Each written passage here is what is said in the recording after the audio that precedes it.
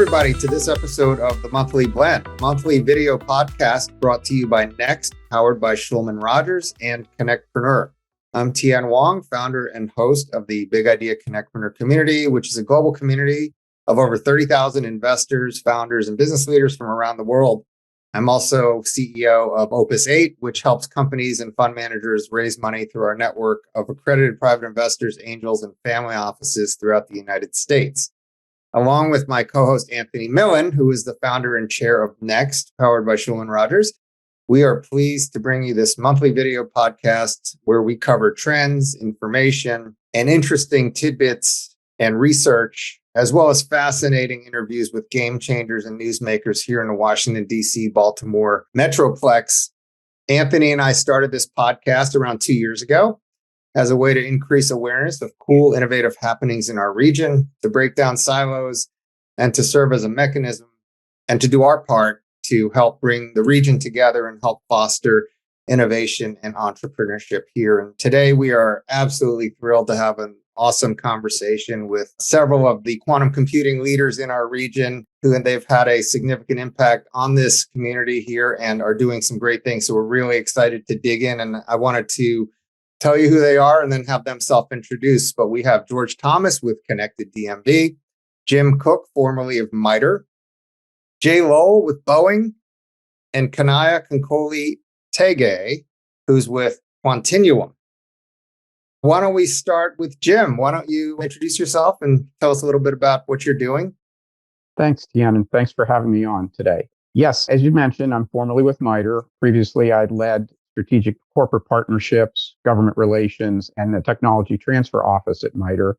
And I continue to be involved with George and Connected DMV on the Potomac Quantum Innovation Center Steering Committee and many of the quantum activities going on here in the DC, Maryland, Virginia region. Terrific. Thank you for joining us. Kaniah. Thank you. I'm Kaniah Konkoly-Thege, and I'm the Chief Legal Officer and Senior Vice President of Government Relations for Quantiniuum. Quantiniuum itself is the product of a merger between Honeywell Quantum Solutions and Cambridge Quantum Computing. And I'll talk a little bit about that later. But what we do is we provide full stack services from hardware to software and algorithm development. For me, I also sit as the chair of the law attack for the QEDC, which is the Quantum Economic Development Consortium, and have had an opportunity to talk to a number of leaders in the quantum industry over the last several years. Thanks for having me. Thank you for coming, Kaniah. I'd next like to introduce Jay Lowell with Boeing. Hi, Tien. Thanks for having me on. My name is Jay Lowell. I am currently the Principal Senior Technical Fellow in the Boeing Company and am the Chief Engineer for an organization called Disruptive Computing Networks, where I manage all of our quantum technology research within the company. Terrific. Thank you, Jay. And last but not least, George. Tien, hi, George Thomas. I serve as the Chief Innovation Officer for Connected DMV, which is Greater Washington's. We serve in the function of Greater Washington's Economic Development Unit. And one of our major industry pillars we are focused on is quantum. And in that capacity, I serve as the director for the Potomac Quantum Innovation Center. Really great to be here. Really great to have you, George, and everyone else. And now I'd like to turn things over to my co-host, Anthony Millin. Anthony is a serial entrepreneur. He's a venture capitalist with the Third Sphere family of venture capital funds, and he's also one of the nation's leading startup attorneys. He is the founder and chair of Next, powered by Schulman Rogers. Next is disrupting the way legal services are being delivered. They have unique fixed price structures and packages. They allow for expert legal advice. And Next has won a whole host of awards, most recently selected by Legal Week as Startup Law Firm of the Year. And Anthony, congratulations on everything, and I'll hand it over to you. Great. Thank you, Tien, and thank you, George and Jim and Jay and Kaniah for joining us today. Where I'd like to start the conversation is to hear if you could share some insights on how long your organizations have been working on quantum technologies and what was the tipping point in the value proposition that made your organizations make a leap into this whole new area of technology development. And maybe, Jay, we could start with you. That's a really good question, Anthony. So our organization started the disruptive computing, Boeing as a company started our Disruptive Computing and Networks organization in the beginning of 2019. And shortly after that, we started developing our quantum technology research portfolio as one of those activities that we were given the charter to go work. The question about value proposition, really, in the end, it comes down to in talking to the leadership in the company, we were able to make a connection between the ongoing research in this area, predominantly in those of quantum sensors and potentially quantum networks, and show how those would integrate with future products and services in the company. And so it was viewed that this is an area we needed to keep a close eye on and really become more competent in. And that led to the formation of this area and the work that we're doing now. Great. Well, to have a leading global company focusing on this is really critical to the industry as it's emerging. Kaniah, how did your organization get involved in this, and how long have you been working on quantum technology? Sure. So as I mentioned, Quantiniuum is actually the product of a merger.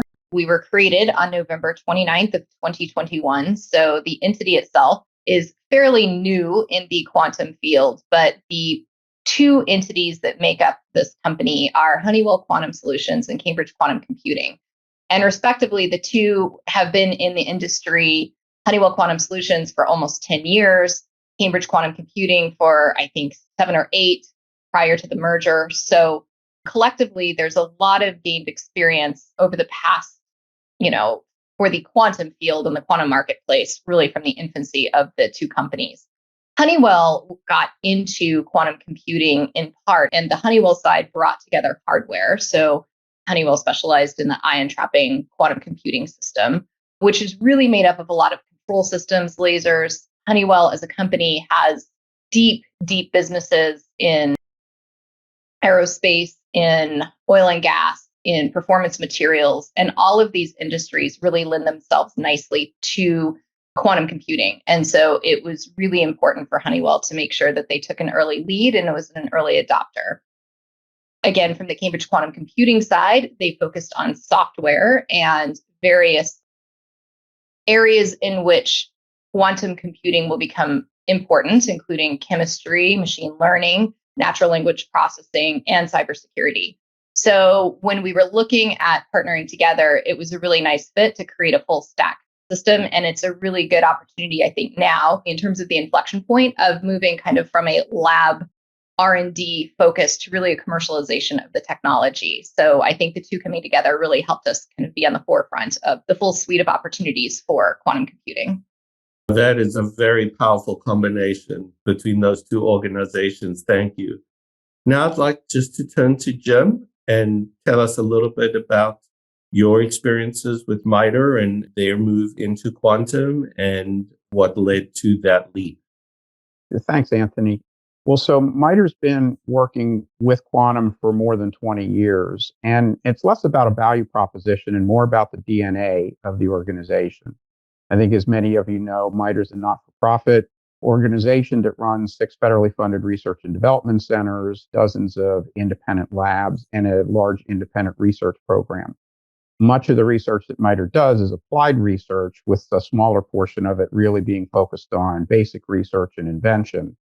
But in the area of applied research, it's really been a longstanding mission of MITRE's to understand emerging technologies and focus on exploring how those technologies could be further developed and ultimately applied, especially when the technology has implications on national security or on economic development of the nation. So quantum obviously fits into that mold, and one of the reasons why the organization really started dabbling in quantum, as I said, over 2 decades ago.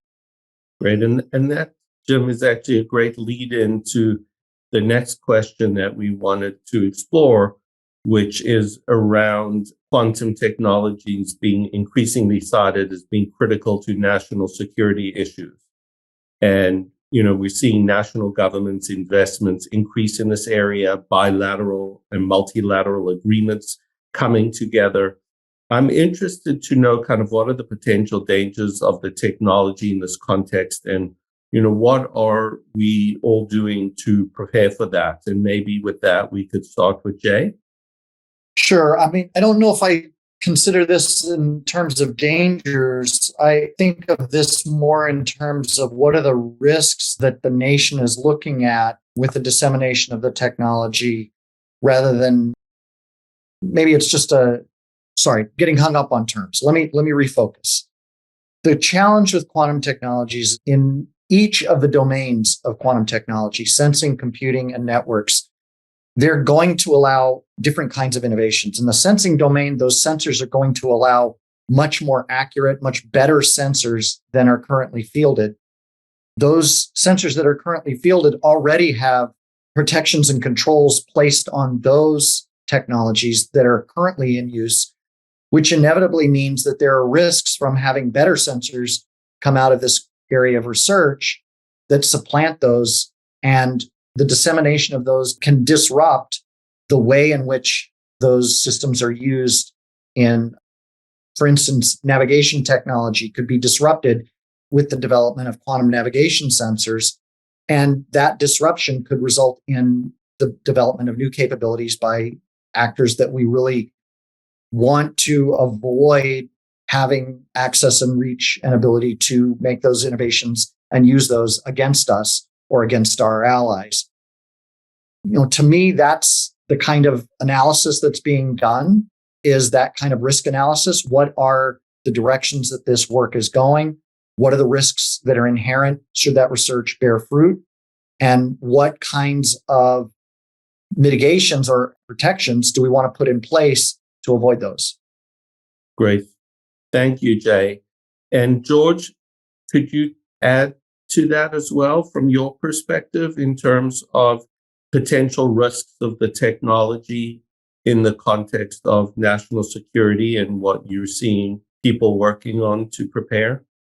Yeah, thank you, Anthony. And I think Jay covered the crux of what the issue is with pretty much any future disruptive tech that is nascent in one way because of science and engineering still being worked on, but the promise or the risk, depending on the lens you want to look at it, on what that could evolve into from an applications perspective, becomes increasingly looked at as a zero-sum game. But as Jay kind of mentioned, quantum goes across multiple spectrums. We tend to, in the market, overall market, tend to think about it as primarily computers, but the other markets of sensing networks are all very vast, very different, and have different implications.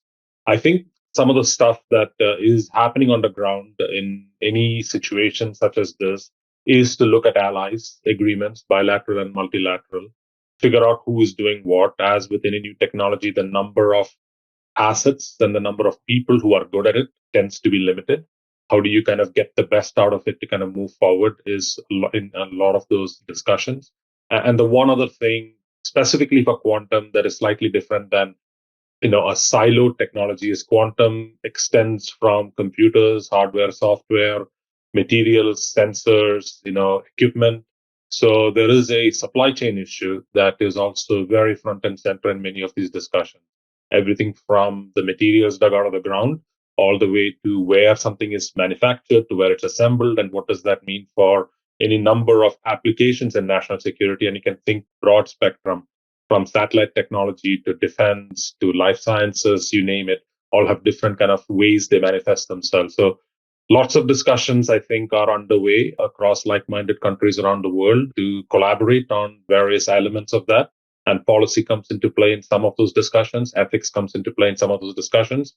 But it's a very rapidly developing and moving field, as one might imagine. And in that rapidly evolving field, one of the things that's also true for this type of future tech or disruptive technology in historically other industries is when you move with such a future tech or disruptive technology from idea proof point into commercialization, that journey is often littered with potholes and challenges. And be interested to know what are some of the challenges in the development of the actual quantum technology industry and what lessons maybe we can draw on from other future tech, disruptive technology industry development cycles that we can learn from. And maybe, Kaniah, we can start this one with you. Sure. So I think it's helpful to kind of start with talking about quantum computing hardware and the development cycle itself. And it's very much like the development cycle of any type of precision equipment, meaning there are systems of systems, there's subsystems, and every part of it needs to be operating at a very high performance capability. And what that means is you're talking about long and expensive development times. You're talking about the concept of agile development and rapid short cycle innovation. And that can be hard to achieve when you're dealing with these, kind of this long, expensive development time. And sometimes you're forced to make premature trade-offs between design flexibility and performance. And honestly, the wrong trade-offs can be significant and costly.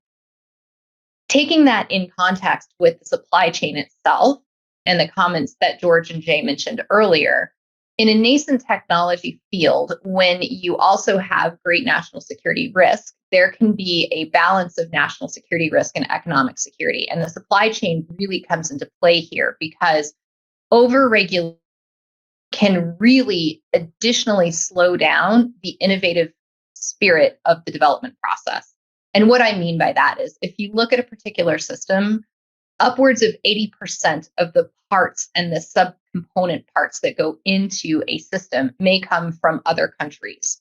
And these subsystems aren't necessarily at a commercially viable state, right? This is coming out of national labs, coming out of R&D type activities. And so to impose regulations on the development and the kind of the expansion of the market at this point can cause suppliers and other parts of the ecosystem to really contract in their desire to sell to quantum companies. So I think all of that goes into play when you're thinking about these development cycles and what your potential risk profile looks like. And it can add cost and time and really create a bit of a tension with government regulators because you also want to be mindful of this national security threat.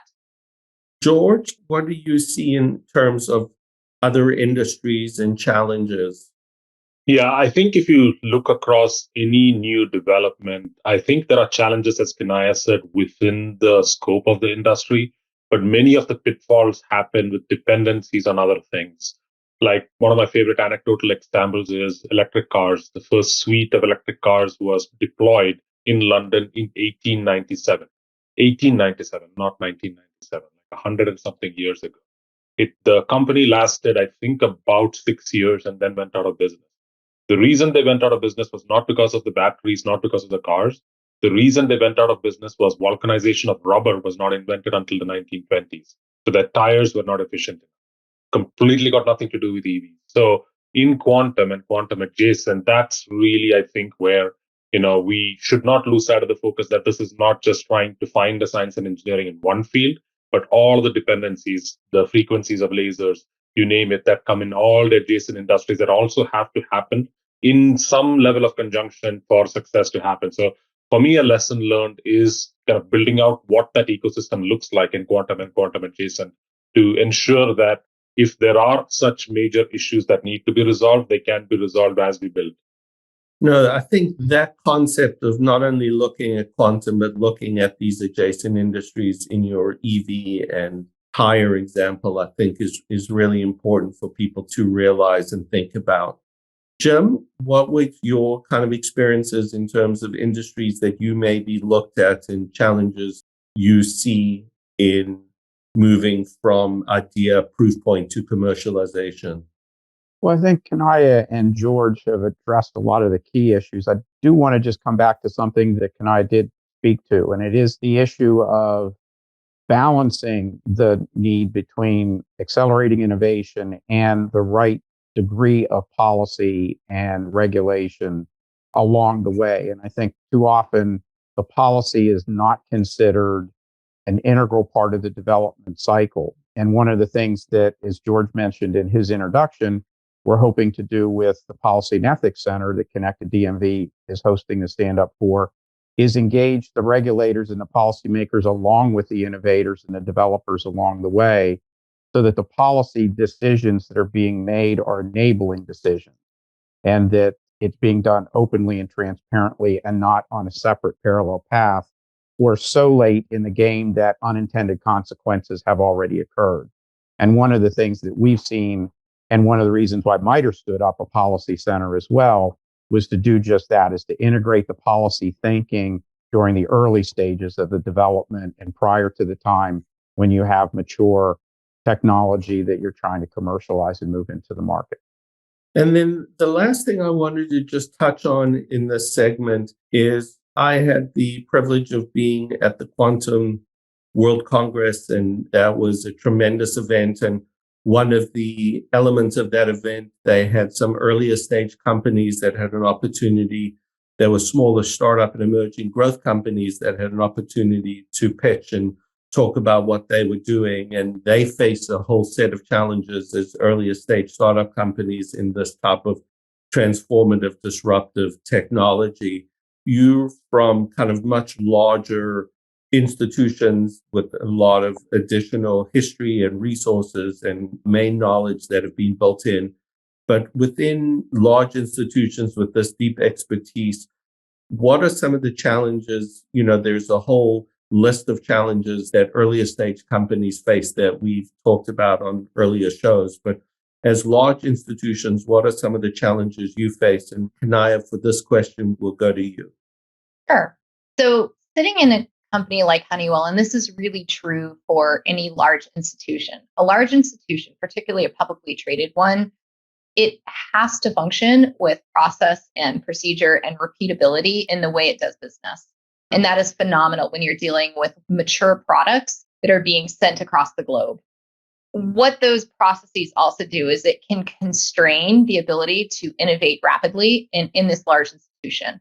One of the things that Honeywell did when they decided to create a quantum computing business unit, or to use the term skunkworks project, is they actually put the project within the law department of the corporate business. And that was intentional because what they wanted to do is make sure that the project could get the right, we'll say, corporate fit, care and feeding that was needed, that there could be a direct line to some of the, whether it be legal or financial or executive decisions that needed to be made along the way, and to a lesser extent, bypass some of the required bureaucracy. And I struggle a little bit with using that term, but really with the institutional requirements that a typical company and a typical business that again is publicly traded must have in order to ensure that it's complying with all the various regulations and laws that it needs to.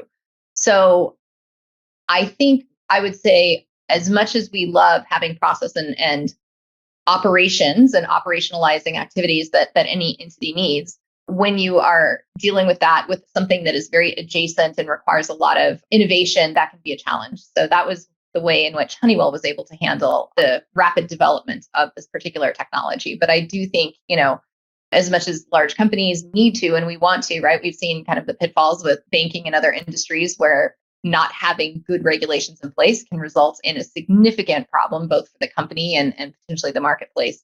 So you do want to have those types of structures in place, but they can impede some level of innovation. And Jay, what are you seeing at Boeing in terms of kind of challenges, even as a large institution with so much expertise? Well, Anthony, I think one of the things that I've tried to focus on as we work through this in our organization, it's that we have a home that's not tied directly to a business at this point in time. We're tied to kind of the engineering and the technology part of the company that really allows us to grow this capability and protect it while it's in this kind of infancy stage. Without that protection, the businesses would essentially out-prioritize all of their present day activities. All the things that bring in return revenue right now are going to get out-prioritized over things that are going to potentially help us 5 and 10 and 15 years down the line. And so having an organizational construct within a large organization, it's important to have an organizational construct and a leadership team that understands how to balance those needs of having a place to incubate new technologies and new capabilities, while in order to apply them to the future of the company without having them integrate directly into the business structure that they have right now, where all of essentially the corporate motivations, the corporate behaviors are going to be aligned against that being able to be successful in that environment. Now, that's really interesting from Jay, from both what you've described and what Kaniah described in terms of a emerging and disruptive future technology that requires rapid development and agility around it within kind of the larger corporate structure. So, really interesting to see how you've been able to do that at both of your companies. So now I'm going to hand it back to Tien. Thank you. Terrific. Thank you guys so much. I mean, this has been a great conversation so far. And what I've noticed that as quantum emerges, it's evident that larger institutions are leading the way. What are some of the things that smaller players can do to help accelerate progress? Or do you think the nature of the investment necessitates that the major milestones are being driven by larger companies or federally funded R&D centers or government organizations? And I'd like to start with Jim on that. Well, so I think, in our experience at MITRE, we do engage a lot with smaller organizations. And really the nature of those relationships or engagements is threefold. One, to understand who the small innovators are that are out there. And obviously going back to the Quantum World Congress, engaging with the companies, the small companies that provided the pitches. We've continued at MITRE to stay engaged with those companies post that conference. So it's a good way of understanding what some of the other innovators are thinking about, what they're working on, and how that fits into the larger context of what an organization like MITRE is working on with other partners and with federal sponsors. The second way that we engage them is in our tech transfer. MITRE does commercialize technology and transfer or license intellectual property. And so we look at that as an opportunity to potentially help the smaller players further develop their ideas if there's something that MITRE has that could be helpful to them. So that's the other side of the coin. And then the third area in which we at MITRE engage small companies is partnering on research in the labs, especially the quantum lab, engaging with small players where they bring their innovations and they bring their ideas into that lab environment. And then we get a good transfer of knowledge and a high degree of collaboration. So those are the three ways in which an organization like MITRE engages with the small players, especially those that are bringing new products and new innovations to the market. That's terrific, Jim. How about you, Jay? What's Boeing doing with respect to engaging with the smaller and more entrepreneurial type organizations? We engage with numerous smaller companies in a number of different ways. I'm going to actually push a little bit on the premise of your question. I don't think that it's fair to say that the innovation is being driven predominantly by large companies in the quantum technology space. I think that's a much truer statement in the space of the development of quantum computing hardware, where the scale and scope of the resources needed necessitates large investment. You're seeing a large amount of that driven by larger companies. And while there are smaller companies coming in and playing in that space, you look at Quantiniuum, they're a substantial company now. They're, Kaniah, you're probably over 500 people already? Easily. That's not a small startup anymore. Very good point. The flip side of that is in the quantum sensing and networking space, a lot of the innovation is being distributed between very small and larger companies. And I think that the difference in the technologies and the investments required to productize something is really what's driving a lot of that difference in my mind. Got it. Thank you. And I mean, this is very interesting about Quantiniuum growing to 500 people in such a short amount of time. I mean, talent and workforce development has been a challenge, especially the last few years. And I would think especially this would be so in a new and emerging space such as quantum. I would love George and Kaniah to weigh in on, how is this affecting the growth of the industry, and what are your thoughts on talent and workforce development relative to the space? Yeah, I can get started, I guess. Sure. Workforce and talent for any disruptive technology or any technology that's relatively new is difficult, as everybody knows. To get skills that are productive in place is challenging. Getting them into the kind of right environments is challenging. But that being said, if you kind of break apart your question into true science and research, PhDs that's required to move the needle on science and engineering, versus just the engineers themselves that have to put stuff together that may not necessarily need to be directly in the new space like quantum, versus all of the other support that's required to make an engine run.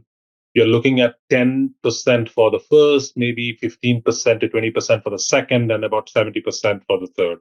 So if you kind of break it up in those kind of patterns, what we are really trying to do from our perspective is really think ahead 5 years from now. Imagine any new company like Quantiniuum that has on average, let's say 100 people, and try to figure out how do we get that chain kind of coming together to make all of that work together from a development perspective. And that does not necessitate PhDs with 10 years, through schooling to kind of get that. It's the whole mix of stuff with new blood coming in.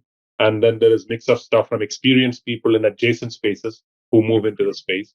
So looking across that broad spectrum in workforce and talent is kind of critical for every new industry.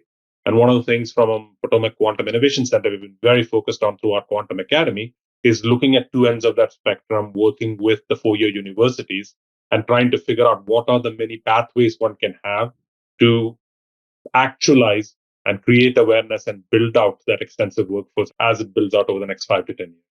So looking across it from a spectrum, I think is necessary. Absolutely. What are your thoughts on the topic?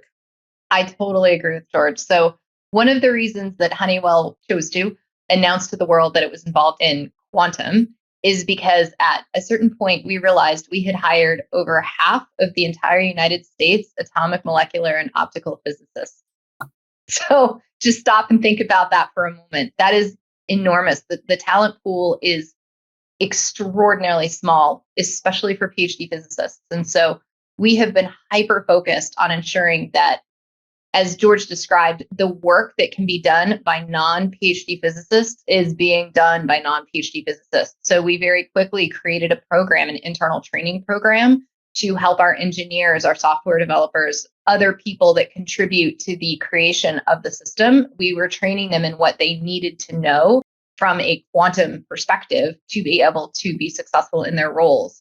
I think, the workforce piece is just extraordinary for all quantum companies and for the government and for academia. We're competing with one another for talent. And so I think what you're going to see is, a real focus over the next several years around collaborations that make sense, particularly from an IP perspective, for each and every one of these companies and academia and government. I think you're also going to see a lot of acqui-hire, which is really the idea that you're coming in and just purchasing outright these smaller companies. So I think a lot of that is in the works. I think the other piece that I would look at is what academia is looking to do to create more training programs that incorporate quantum computing. So it's not just a traditional physics degree or a traditional engineering degree or a traditional computer science degree, but that is taking these varied disciplines and ensuring that the graduates are really prepared to enter a workforce that's going to be quantum native at some point. Yeah, continuing on this thread, Kaniah and George, I'd love to get your thoughts on equity, diversity, access in this field. Sometimes the unintended consequence of new technology is that it deepens the divide and leaves people behind. So are you guys aware of any efforts in the field that is addressing these important issues? So I would say for me, there's a couple different organizations. I know there's Women in Quantum, which has been targeting women in the quantum field who can have a resource to be able to share one another's stories, to be able to promote one another, and really provide an opportunity for women to connect in this area. I also think it's important to talk through the Q12 initiative. Anytime you're talking about STEM activities, particularly in the United States, but I think this is probably true globally, you do tend to see a greater proportion of men in these programs than women. And so being able to really look at the curriculum from kindergarten on up, and I know it may sound a little silly to introduce quantum physics at a kindergarten level, but being able to demystify some of the both more traditional and unique quantum areas in those STEM areas and push that down at a lower level, because some of the skill sets that are needed, it's a challenge to bring that into people who are already at the college level, right? There are skill sets that they needed to have had developed. And so that is going to be critical as we look to, particularly in the United States, for building out our workforce and our talent. We have got to push down a lot of this curriculum and demystify it and ensure that there's open access, right? For not just women, but also people of color and various socioeconomic depressed locations within the United States. And so, to be very specific, I was born and raised on Indian reservations. I'm a member of the Osage tribe from Oklahoma. There are many parts of the United States that are extremely isolated, but we also have just lived through a pandemic and learned that there's a lot we can do online. So making sure that we as a country are being very, very deliberative in bringing along all of these various groups around the nation that have a real opportunity to, introduce talent and a new perspective, pulling them along on this journey is going to be absolutely critical. Yeah, absolutely. George, you must have some thoughts on this. Yeah, I can just add a little bit to what Kaniah said. So when we look at equity, and equity is one of the two sides of the coin for why Connected DMV exists in the first place. When we look at equity, we look at it from three lenses. There is the equity of participation in jobs or any new technologies, like getting into the marketplace, getting jobs, either, as kids coming in or experienced workers who are like under job, etc. That's one aspect of it. The second aspect of it we pay very close attention to is participation in the revenue. Take any disruptive technology and then look at who's actually made the money in it. It's a much smaller field than even what Kaniah said with, the broader spectrum of who's actually making the money. So how can we change that kind of lens is the second lens we look at it. And the third lens we look at it, and this gets completely lost usually, is what is the technology being used for? What are the use cases? Typically anything disruptive, it's usually financial services and defense. Pharma coming a close second, where all of the money is spent, which then gets spent on the usual things that one would expect. So part of our focus with equity in all of kind of like the pillars we're looking at, whether it's health or climate or technology like quantum, is in those three kind of lenses. So when we look at Greater Washington, we have 6.5 million people. If even half of that are of working capacity, roughly, let's say 2.5 million people are able-bodied to contribute. We want all 2.5 million people with their shoulders at the wheel pushing the economy forward. So how do we give them the tools to do that has kind of been the lens of how we are kind of approaching it. To just kind of add to the partners that Kaniah mentioned, there's a couple here in the local Washington area that are very focused on this from a quantum perspective. One is called the National Quantum Literacy Network out of Morgan State University. Does a tremendous amount of work in that space, particularly in the African American community. And then there's another organization based in DC called Womanium, which is also focused on education of women in quantum. They have a number of courses. So we partner with both of them. And the way we are structured here in the DMV under Potomac Quantum Innovation Center is we have a group that we have run for the last 2.5 years called the Quantum K14 Working Group, which is our 6 school districts, 4 community colleges, and our universities are all participant in very regular meetings to kind of figure out how do we do. We don't quite go far as much as kindergarten, Kaniah. It's middle school upwards is the focus. Is how do we, starting from 7th grade, create awareness? How do we do executive education? So that's been that group's kind of programming. There's a number of programs that have been already rolled out in that regard. We just announced very quickly the 2023 Pathways in Quantum program, which is an open call for rising seniors in high school to submit an application to run through a whole summer program to learn about quantum first, then do job shadowing second, and then do a special project third that gets highlighted at the Quantum World Congress. Last year, we had 15 kids across the region run through it. This year, we are doing 20. Next year, we hope to do 25. So this is one of the programs. We do professional development for high school teachers. So there's a number of these kind of things that we're doing. In particularly from a place perspective, to Kaniah's point, there are certain places, even though we are a very wealthy urban region, there are pockets of where nothing happens. So we are really trying to find those, focus in those in certain parts of our geography where we can kind of assist or have the most impact, as it were. But going back to the Q12 group, there are groups like that. That is a national kind of effort. There is one in Japan, there's one in Australia, and there's one in Europe. We do a lot of work trying to pull resources from everywhere we can get content perspective so we can deliver it to the right audiences, has been kind of our approach with from an equity perspective for education. Wow, that amazing stuff you guys are doing. Really brilliant. And thank you for sharing all those resources. Final question. It's a crystal ball question for our guests today. And we'll go around the horn. But the question is, where do you each see the quote state of the quantum industry in 2 years, 5 years, and 20 years? And I'd love to start with Jay on that one. The crystal ball question is always so hard, and you answer it, no matter what you answer, you're wrong. So the first thing I'm going to say is, while I can, sometime between that 2 and 5 year point, we're going to see companies with products out that are not for a research environment or that are not for researchers. They're going to be products that are going to be bought by people who are going to use them for particular applications, or going to be, whether those are for the government or whether those are for private industry or for personal use.